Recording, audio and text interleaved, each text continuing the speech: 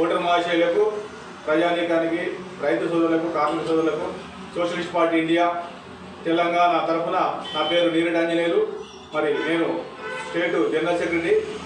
ఈరోజు మనం గత టీఆర్ఎస్ ప్రభుత్వంలో 10 సంవత్సరాలు ఉన్నాము. మరి ఈరోజు 2.5 సంవత్సరాల నుంచి మరి ఏం జరుగుతుంది కాంగ్రెస్ ప్రభుత్వంలోని మనం చూస్తున్నాము.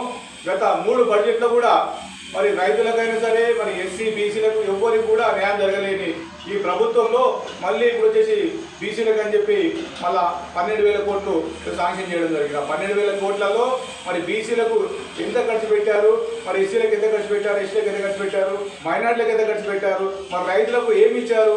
రైతు భరోసా కూడా ఇవ్వలేరు ఇప్పటిదాకా. మొన్న 22వ తారీఖు మరి రేవంత్ రెడ్డి గారు నర్మెట్లలో రైతు బంధు రిలీజ్ చేసినని చెప్పిండు. మరి ఎంతమంది పడ్డాయని చెప్పేసి సోషలిస్ట్ పార్టీ ద్వారా క్వశ్చన్ చేస్తున్నాము.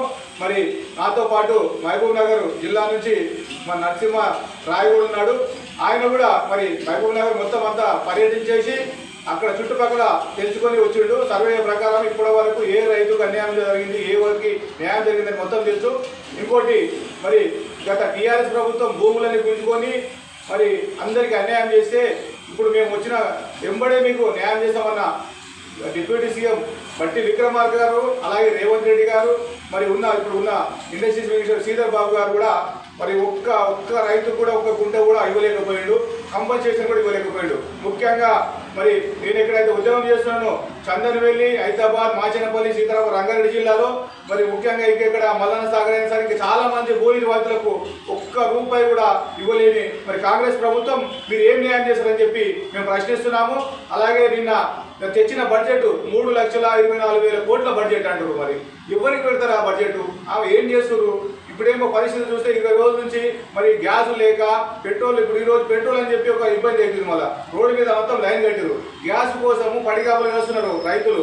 ఆ రైతులు ఏంటి మరి జనరల్ మామూలు పబ్లిక్ అయినా సరే ఆ పేదవాళ్ళు రోడ్డు మీద కాపులు కాస్తున్నారు. అదే మీరు ఉన్న వాళ్ళు పైపుడు గ్యాస్ వేసుకొని ఆరాంగా ఉన్నారు. మరి లేని వాళ్ళకి మీరు ఎప్పుడు న్యాయం చేస్తారని చెప్పేసి మరి రేవంత్ రెడ్డి గారిని అడుగుతున్నాము. అలాగే సోషలిస్ట్ పార్టీ ద్వారా జనంలోకి వెళ్ళి ఆల్రెడీ మేము చేస్తున్నాము. రాబోయే ఎలక్షన్లో ఎంపీడీసీ అయినా, జెడ్పీటీసీ అయినా, జిహెచ్ఎంసీ అయినా, మరి రాబోయే ఎమ్మెల్యే, ఎంపీ ఎలక్షన్లు కూడా సోషలిస్ట్ పార్టీ ద్వారా తెలంగాణ వ్యాప్తంగా మేము అంతటా పోటీ చేసి మరి గవర్నమెంట్ ఫామ్ చేసే విధంగా మేము చూస్తున్నాము. దయచేసి రేవంత్ రెడ్డి గారు ఒక్కటే గుర్తుపెట్టుకోండి, 2.5 సంవత్సరాల నుంచి ఏం చేసిరు అనేది ప్రజలకు తెలుసు. ఇప్పటికైనా మరి గుర్తించి భూ నిర్వాసితుల, రైతుల, కార్మికులకు గుర్తించి వారికి అందరికీ న్యాయం చేయాలని చెప్పేసి సోషలిస్ట్ పార్టీ ద్వారా నేను డిమాండ్ చేస్తూ సెలవు.